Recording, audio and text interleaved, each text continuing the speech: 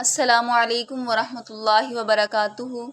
آپ سن رہے ہیں قرآن ورڈ بائی ورڈ، ایک خاموش آواز جو دلوں تک اللہ کا نور لے جانے کا ذریعہ بنے گی انشاءاللہ۔ ایک ایسا سفر جہاں ہم قرآن پاک کو لفظ بہ لفظ سمجھ رہے ہیں، دل کی گہرائیوں سے اور روح کی روشنی کے ساتھ۔ آج ہم شروع کر رہے ہیں سورۃ البقرہ کا مختصر تعارف۔ سب سے پہلے تعارف سن لیں۔ سورۃ البقرہ 286 آیات اور 40 رکوع پر مشتمل ایک مدنی سورت ہے۔ سب سے پہلے اس کے تعارف میں دیکھیں سورہ بقرہ۔ بقرہ عربی زبان کا لفظ ہے جس کے معنی گائے کے ہیں۔ اس سورت میں ایک گائے کے ذبح کرنے کے متعلق بیان ہے۔ سورہ بقرہ کا نام اسی واقعے کی وجہ سے رکھا گیا۔ اس واقعے کی تفصیل انشاءاللہ ہم آپ کو اگلی آیات میں بتلائیں گے۔ اس کے مختصر فضائل سنیں۔ سورۃ البقرہ قرآن پاک کی سب سے بڑی اور جامع سورت ہے اور ایمان والوں کے لیے ہدایت کا خزانہ ہے۔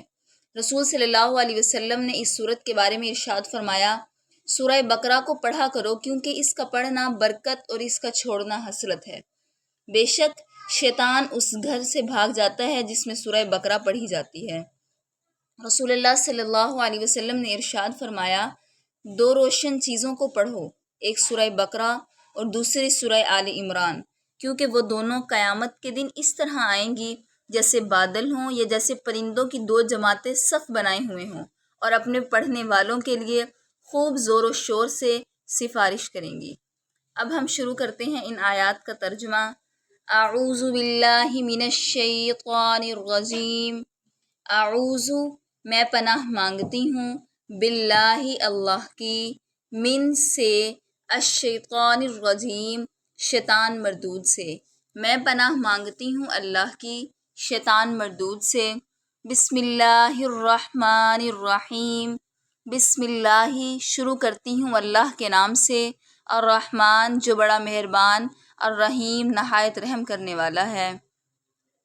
شروع کرتی ہوں اللہ کے نام سے جو بڑا مہربان نہایت رحم کرنے والا ہے۔ الف لام میم، یہ حروف مقطعات میں سے ہیں۔ حروف مقطعات میں ہر حرف کو جدا جدا اور ساکن پڑھا جاتا ہے، جیسے الف ایک لفظ ہے، لام ایک لفظ ہے اور میم ایک لفظ ہے، اور ان کا مطلب اللہ کے سوا کوئی نہیں جانتا۔ ان کا اصل مطلب صرف اللہ ہی جانتے ہیں۔ صحابہ کرام کا اس کے متعلق یہ عقیدہ تھا کہ یہ اللہ تعالیٰ کے اسرار ہیں، ہمیں ان پر ایمان لانا چاہیے کہ یہ اللہ کی طرف سے آئے ہیں اور جس طرح آئے ہیں ان کی ویسے ہی تلاوت کرنی چاہیے، مگر معنی معلوم کرنے کی فکر میں نہیں پڑنا چاہیے۔ سب سے پہلی آیت دیکھیں، ختم ہوئی۔ دوسری آیت ہے ذالک الکتاب لا ریب فیہ ھدی للمتقین۔ ذالک یہ، الکتاب کتاب ہے، لا نہیں، ریبہ شک، فیہ اس میں، ذالک الکتاب لا ریب فیہ یہ ایک ایسی کتاب ہے جس میں کوئی شک نہیں، ھدی للمتقین، ہدن ہدایت ہے، ہدن لفظ ہدایت سے نکلا ہے جس کے معنی رہنمائی کے ہیں، للمتقین پرہیزگاروں کے لیے، ڈرنے والوں کے لیے، خدا تعالیٰ سے ڈرنے والوں کے لیے یہ کتاب ہدایت ہے۔ اور یہاں کتاب سے مراد قرآن مجید ہے، اور قرآن مجید میں کسی شک و شبے کی گنجائش نہیں ہوتی، اور یہ اپنے خدا تعالیٰ سے ڈرنے والوں کے لیے ایک ہدایت کا ذریعہ ہے۔ اگلی آیت ہے الذین یؤمنون بالغیب ویقیمون الصلاة ومما رزقناہم ینفقون۔ الذین وہ لوگ جو، یؤمنون ایمان لاتے ہیں، بالغیب غیب پر، ویقیمون اور قائم کرتے ہیں، الصلاة نماز کو، ومما اور اس میں سے جو، رزقناہم ہم نے انہیں رزق دیا، ینفقون وہ خرچ کرتے ہیں۔ اس آیت میں متقین یعنی اللہ تعالیٰ سے ڈرنے والوں کی صفات بیان کی گئی ہیں، اور 3 صفات بیان کی گئی ہیں۔ سب سے پہلی وہ ایمان لاتے ہیں غیب پر، اور غیب کیا ہے؟ اللہ تعالیٰ کو ماننا، فرشتوں کو ماننا اور یوم آخرت پر ایمان رکھنا۔ اور ان تینوں چیزوں پر ایمان کون رکھیں گے؟ اللہ تعالیٰ سے ڈرنے والے۔ سب سے پہلے وہ ایمان بالغیب پر یقین رکھتے ہیں، دوسرا وہ نماز قائم کرتے ہیں، اور نماز کا قائم کرنا صرف نماز کو پڑھنا نہیں بلکہ خشوع اور خضوع سے ادا کرنا۔ آپ صلی اللہ علیہ وسلم نے فرمایا کہ نماز کا قائم کرنا یہ ہے کہ اس کے رکوع اور سجود کو اچھی طرح ادا کیا جائے۔ یقیمون لفظ اقامت سے نکلا ہے، اقامت کے معنی سیدھا کرنے کے ہیں۔ الصلاۃ نماز کو، ومما رزقناہم ینفقون اور اس میں سے جو رزقناہم ہم نے ان کو رزق دیا، ینفقون انفاق سے نکلا ہے جس کے معنی خرچ کرنے کے ہیں، اور اس میں سے جو ہم نے ان کو رزق دیا وہ خرچ کرتے ہیں۔ اللہ نے ہمیں رزق دے دیا، ہم نے وہ سارا خرچ نہیں کرنا، لیکن اس میں سے ایک حصہ جو اللہ نے مقرر کر دیا وہ خرچ کرنا ہے، اور اس میں آ جاتے ہیں نفلی صدقات اور خیرات وغیرہ۔ مکمل آیت کا ترجمہ دیکھیں، وہ لوگ جو ایمان لاتے ہیں غیب پر اور نماز قائم کرتے ہیں اور اس میں سے جو ہم نے ان کو دیا خرچ کرتے ہیں۔ یہ تینوں صفات کس کی ہیں؟ ھدی للمتقین، یعنی اللہ سے ڈرنے والوں کے لیے یہ تینوں صفات ان میں پائی جائیں گی۔ اگلی آیت ہے والذین یؤمنون بما انزل الیک وما انزل من قبلک وبالآخرۃ ھم یوقنون۔